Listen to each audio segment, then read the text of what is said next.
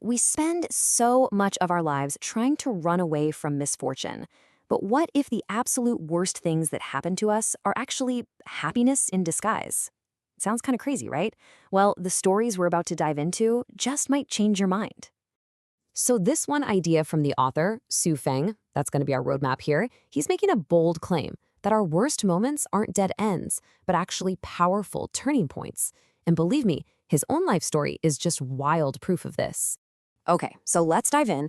We're going to start way back in his youth, and you'll see how these moments of near disaster didn't just fail to break him, they actually forged positive traits that have stuck with him for his entire life. I mean, just look at this. As a kid, the author lived through horrific famines. He came close to starving to death, a misfortune most of us can't even begin to imagine. But the flip side of that suffering? It gave him a profound, permanent, lifelong appreciation for the simple act of eating. And boom, that right there is his whole point. That early trauma literally rewired how he saw the world. Think about it. A simple meal, something most of us barely even notice, became a source of genuine, daily happiness for him. The misfortune created a permanent state of gratitude. And this isn't a one-off thing. This pattern just keeps showing up.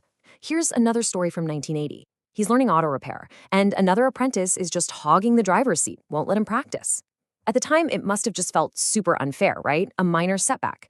But then that same apprentice drives recklessly towards a group of their classmates. He realized that if he'd been the one behind the wheel, nervous and inexperienced, it could have been a total catastrophe. So that little bit of bad luck, it was actually a massive stroke of good fortune. So, okay, this isn't just about surviving these life or death moments.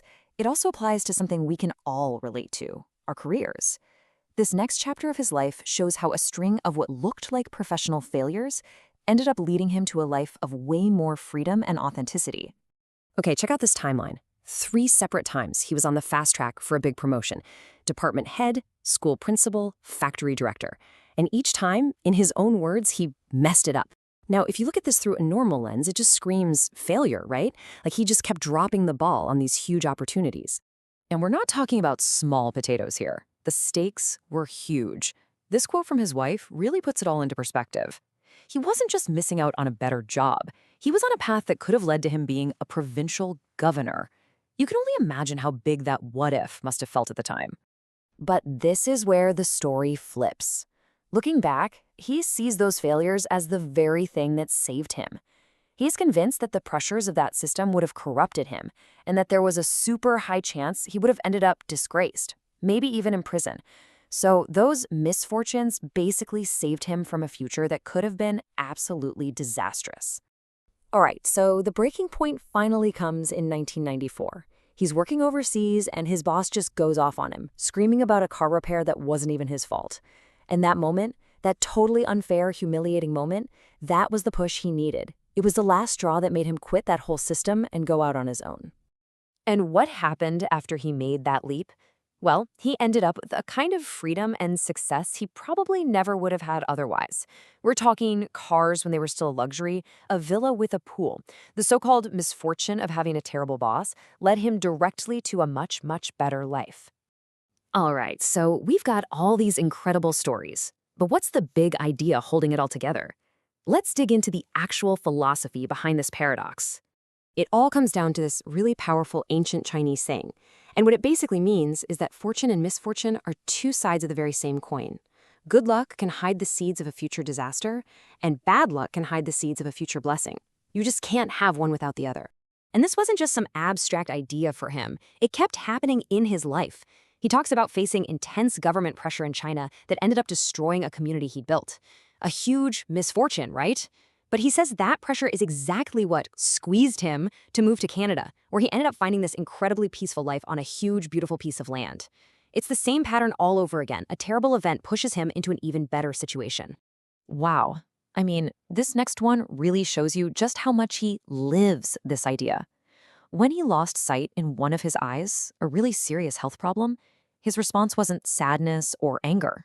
He immediately reframed it with a laugh, saying, "From now on, I can see everything at a glance."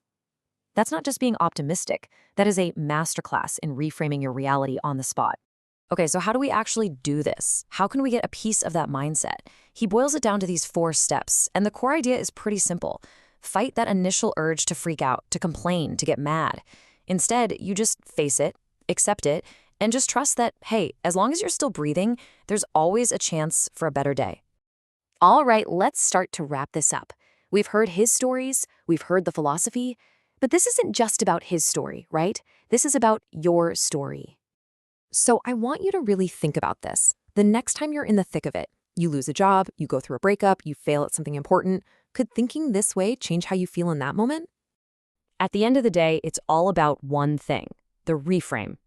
It's about seeing that roadblock not as a dead end, but as a signpost pointing you down a totally new road you never would have found otherwise. It's not a wall, it's a doorway. And I want to leave you with his most mind-bending idea of all. It just completely flips everything we think about suffering upside down. He's suggesting that a life full of hardship isn't a curse. It's a life that's being uniquely prepared for something amazing. It's a tough idea to swallow for sure. But man, what a powerful thought to take with you.